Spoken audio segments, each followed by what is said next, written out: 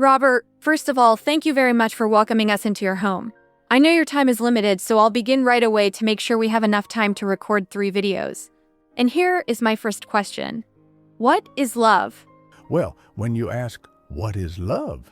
At 80 years old, you don't answer that quickly. You see, when you live this long, words become heavier.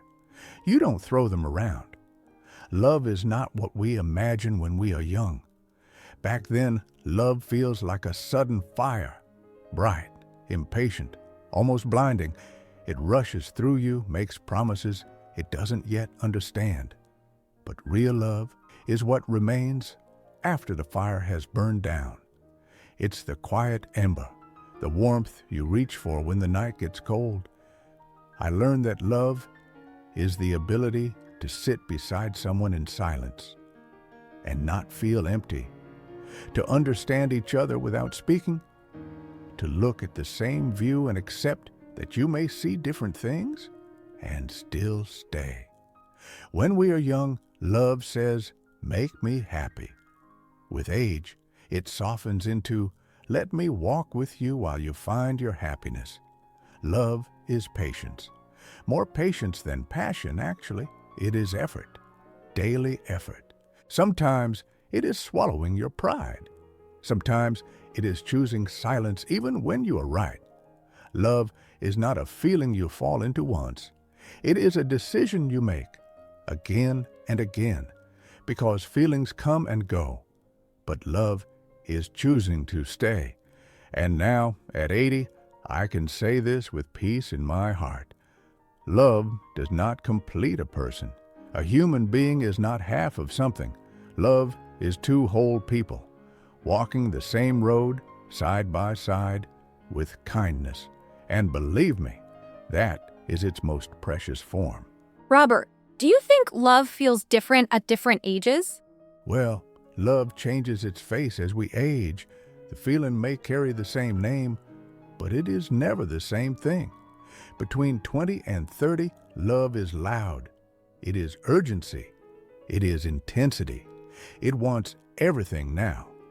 At that age, love feels like destiny, like something that must happen or the world will collapse. You don't love the person as they are.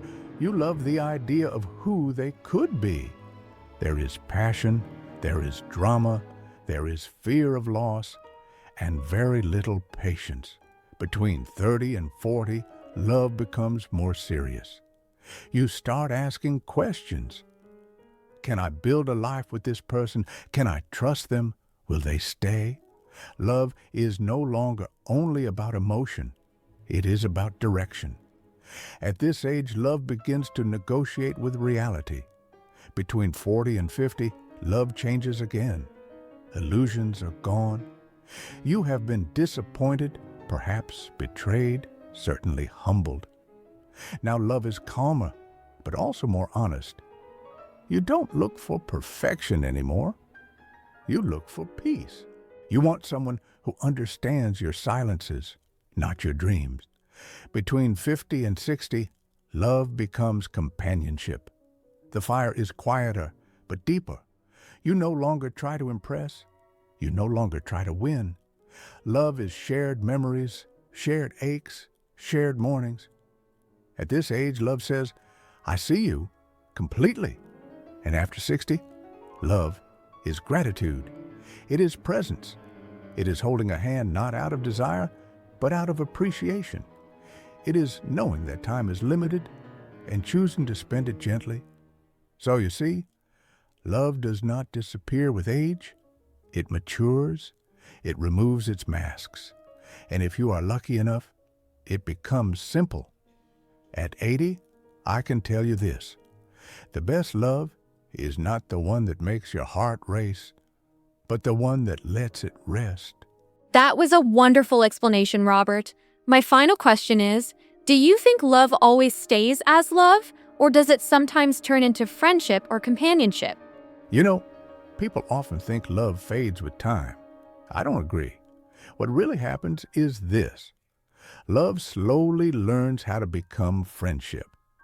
In the beginning, love is noisy. It demands attention. It wants proof. It wants excitement. But time is a strict teacher. It removes what is temporary and keeps what is true. If love survives long enough, it stops asking to be entertained and starts asking to be understood. At some point, you stop trying to impress each other. You stop performing, and if you are lucky, you become friends. Not ordinary friends, but the rare kind. The kind who knows your weaknesses and doesn't use them against you. The kind who can sit with you in silence and make it feel full. Romance may soften, passion may quiet down, but friendship, if it is there, holds everything together because beauty changes, energy fades, life becomes heavier, and on those days, love alone is not enough. But friendship is. A good friend stays when there is nothing to gain. A good friend listens without trying to fix you. A good friend walks at your pace when you can no longer run. At 80, this is what I know. The strongest love is not the one that burns forever. It is the one that learns how to sit beside you as your best friend until the end.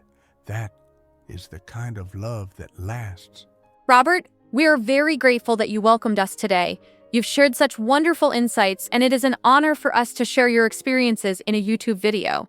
So, we're done here finally. I think it's time for me to have a cup of coffee. After 80 years, a person needs their little comforts. Let's end this video here. Coffee awaits, and I'm not getting any younger.